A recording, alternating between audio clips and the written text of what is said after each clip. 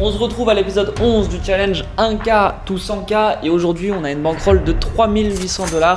On a perdu quelques plumes hier mais aujourd'hui on va se refaire. On va tester un nouveau casino. On va y aller, il y a de la 1-3 qui tourne, il y a une seule table et la dernière fois que j'avais été la voir, la table était full fish. Je vais préparer mes affaires et ensuite on y va.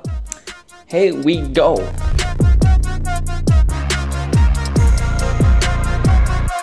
On arrive à la table, il est 20 h et on dépose 500 $ devant nous. Rapidement, je vais avoir plein de petits spots où je vais open, c'est bête, ça va fold. On est vraiment sur une table très facile à jouer. Pour l'instant, je vois pas de joueurs professionnels et rapidement, on va gratter 100-200 $.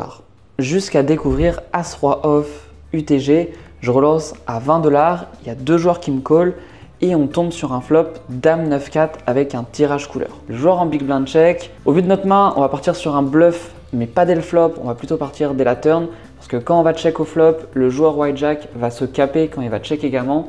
Je m'attends à ce qu'il bête énormément ses dames X. Et donc, si le joueur white jack check au flop et qu'ensuite turn bébé check à nouveau, et bien ici, les deux joueurs vont être capés. On va pouvoir mettre beaucoup de pression. C'est pour ça que je check. Le joueur white jack check également et on arrive sur la turn qui est un roi. Bon, ça change un peu le plan. De base, on était en bluff. Maintenant, on passe en value et le joueur au bouton mise 30 $. Il fait un demi-pot, ça représente pas beaucoup de force. Il a des rois touchés. De temps en temps, il peut faire ça aussi avec des mains comme As-Dame, Dame-Valet. Bref, ici, on a très souvent la meilleure main et je raise à 80 $ en value. Hijack fold et malheureusement, bébé aussi. C'est littéralement ce genre de spot qu'on a depuis le début. On gratte des jetons. Et je vais me retrouver avec paire de 6 en big blind. Il y a 3 joueurs qui limp avant moi. Je relance à 35 $. L'idée, c'est dans un premier temps récupérer notre FE pré-flop et gagner le coup, prendre les 10 $ d'argent mort.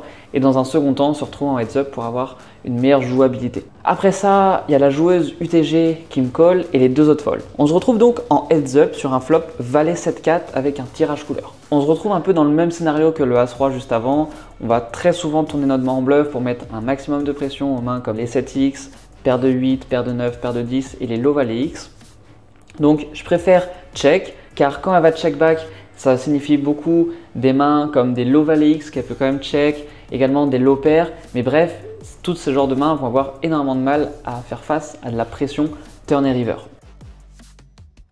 Pour mon plus grand plaisir, elle check également. Turn, ça tombe un 3. Je commence mon agression et je mise à 30 $ pour la caper à nouveau. Elle call hyper rapidement, ce qui est plutôt une bonne nouvelle parce que si elle avait une main très forte, eh bien elle aurait au moins hésité à raise. Donc si elle avait tank call, ça aurait mis un peu plus de mains fortes dans sa range qui aurait pu potentiellement connecter avec le 3. Mais quand elle limp call 35, elle a très peu quand même de 3x. Donc dans tous les cas, je suis assez serein. Elle call rapidement et river ça tombe un 8. Il y a la flush qui vient de miss.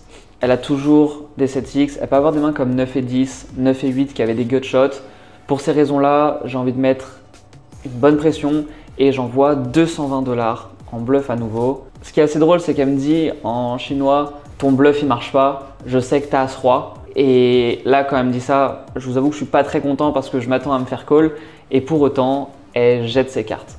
Et une fois qu'elle a fold, je monte ma paire de 6. Je pense que pour le coup, c'est pas terrible pour notre image, mais en même temps, ça lui montre qu'on bluffe pas non plus des As-Roi, ce qui veut dire qu'elle va pas non plus trop se level à nous call n'importe quoi parce qu'elle voit qu'on a aussi des paires qu'on peut jouer comme ça. Surtout qu'elle sait pas trop si je suis en bluff ou en value à ce moment-là.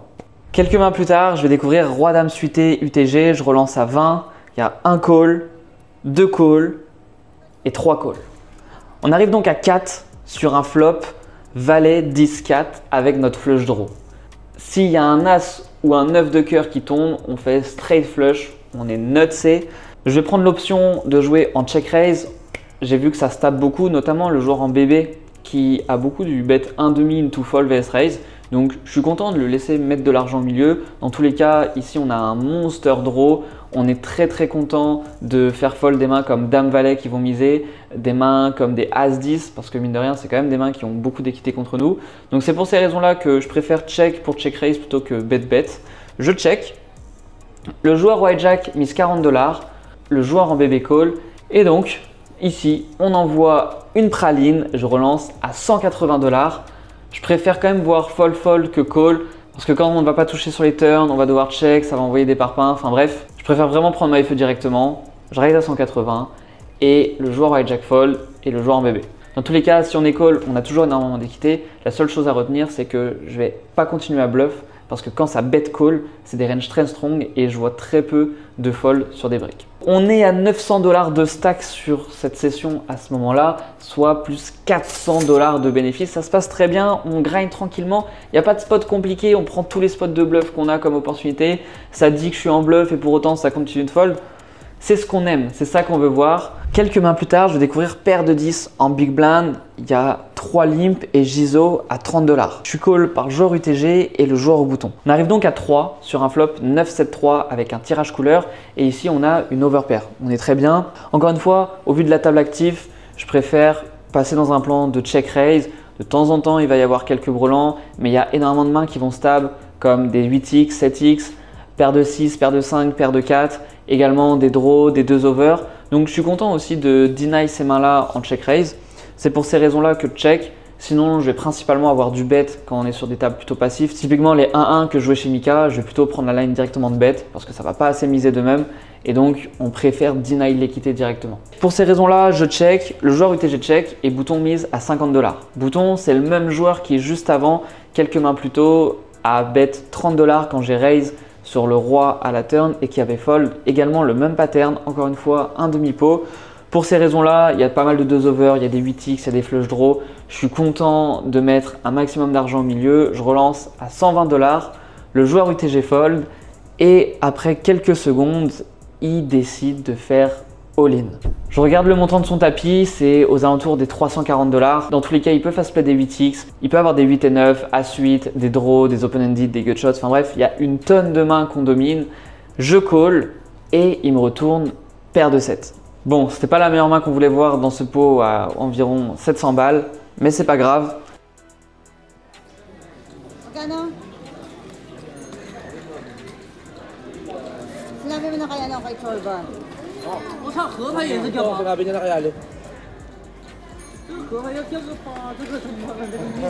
Oh non, I'm spoiled.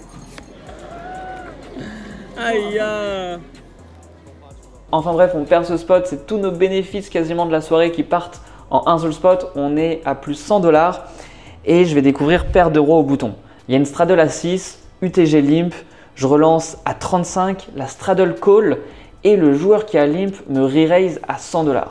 Bon, dans ce scénario, je vois clairement pas de bluff. Je vais vraiment pas me dire qu'il y a des mains comme As-4 suité, As-5 suité, des mains comme Roi-Dame. Je pense que mainly sa range, ça va être 2 valets plus, As-Roi. Pour ces raisons-là, je vois pas d'intérêt à call. Je suis devant en termes d'équité. J'ai envie de tout mettre au milieu parce que j'imagine vraiment pas qu'il va fold 2 valets, 2 dames quand je vais re-jam. Également, c'est As-Roi. Je jam mes 490 $. Il call trop rapidement à mon goût et me retourne paire d'As. Bon, ça arrive ce genre de confrontation. On joue 80 blindes deep. C'est infoldable, on peut rien faire d'autre.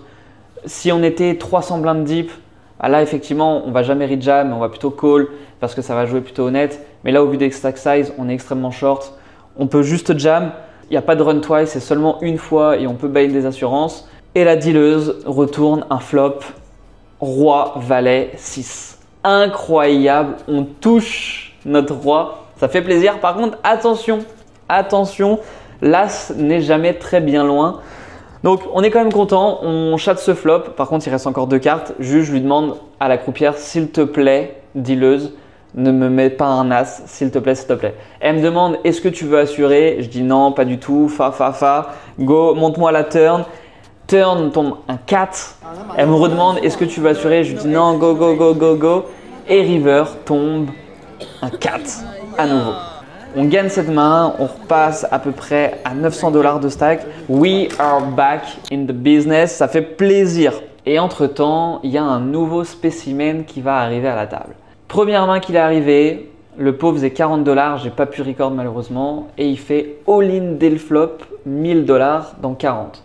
Lui, je me suis dit, c'est ma cible. Et la très bonne nouvelle là-dedans, c'est que j'avais une joueuse à ma droite qui décide de sit out, je ne sais pas pour quelle raison, et il prend sa place. Donc de base, il était en face de moi et maintenant, il est juste à ma droite. Moi, j'ai l'impression des fois, c'est le signe du destin qui voulait ça.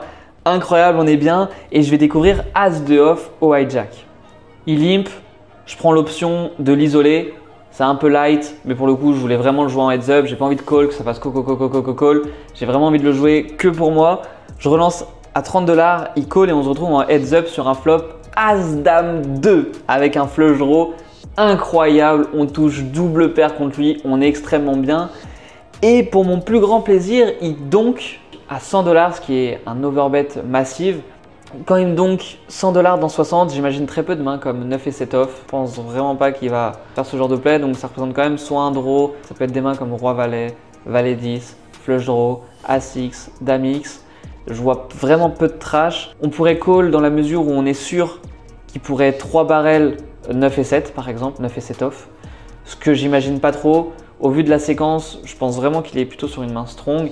Donc pour ces raisons, j'ai envie de faire grossir le pot le plus rapidement possible. Éviter les scary cards aussi, typiquement un trèfle, ça peut lui faire peur. Un valet, un 10, ça peut lui faire peur parce que ça fait rentrer des straights. Donc pour ces raisons-là, je relance à 400 $ et rapidement il va call. Donc je vois qu'il est quand même bien dans le spot. Turn, ça tombe un 6. Bon, si tu as As-6, GG et bon appétit. Il check. Je jam pour mes 507 $ restants. Il call, je retourne As-2 et il me retourne 5 et 7. Et là, je suis en mode. Là, je suis en mode. Ah, ça va recommencer quoi. Ouais, je suis en mode, bah vas-y. Le mec il me colle son draw.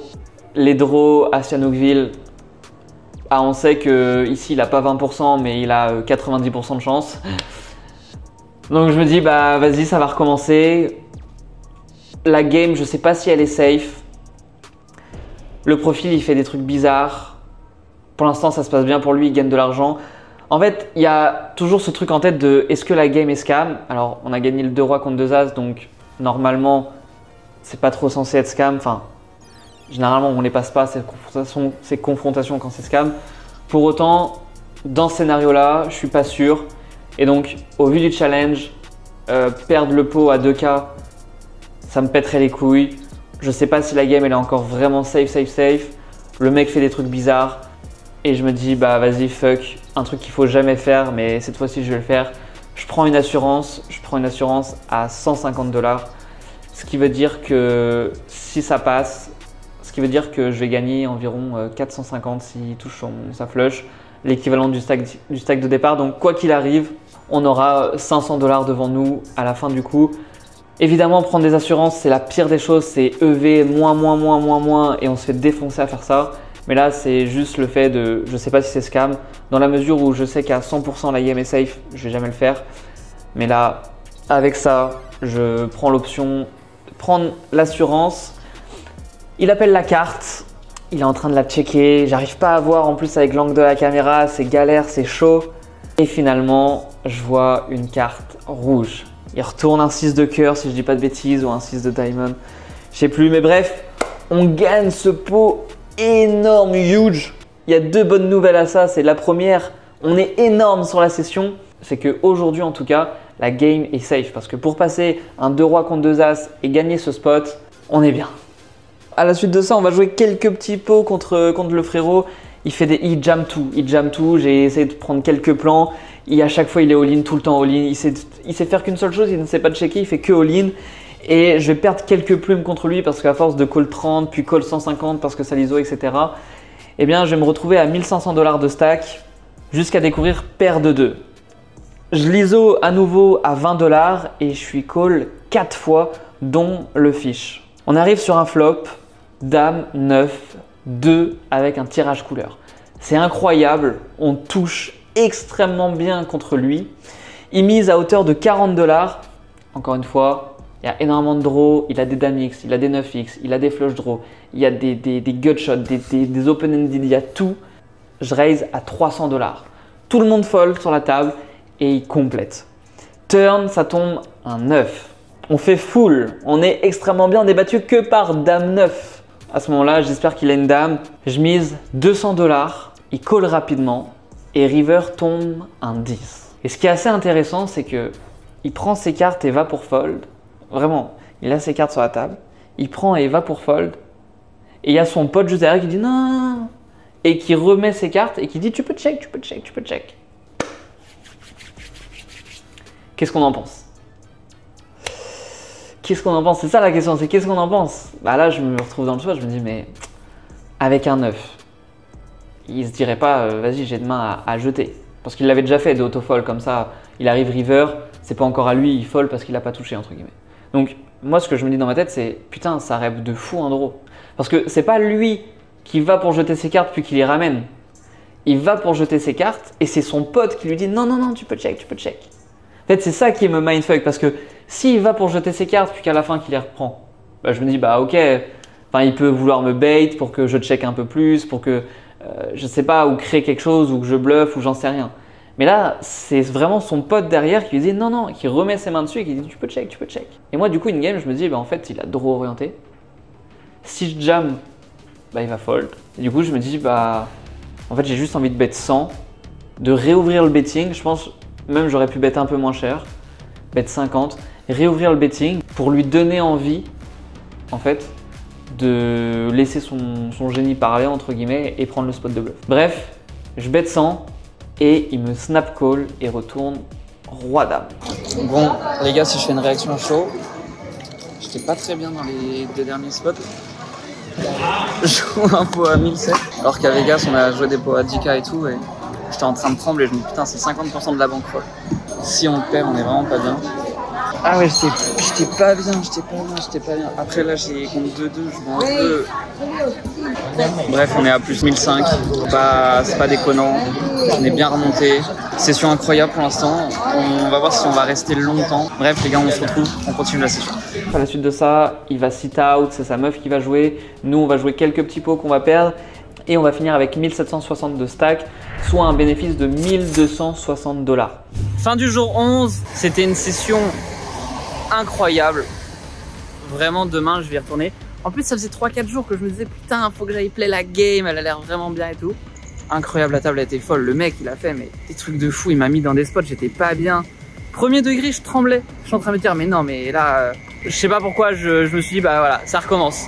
Je me suis dit, le retour de Mr. Liu, c'est pas possible que ça passe, ça on les connaît. Ici à Sihanoukville, les draws ils rentrent tout le temps, comme de par magie. Et pour le coup, bah, j'avais tort. Donc très bonne nouvelle, ça veut dire que là la game elle a l'air vraiment safe. En tout cas pour l'instant. Après on sait pas de quoi demain est fait. Hein. Un jour la game elle est safe, le lendemain elle est rigged. Enfin bref, on finit cette petite journée tranquille, on a mangé un bout.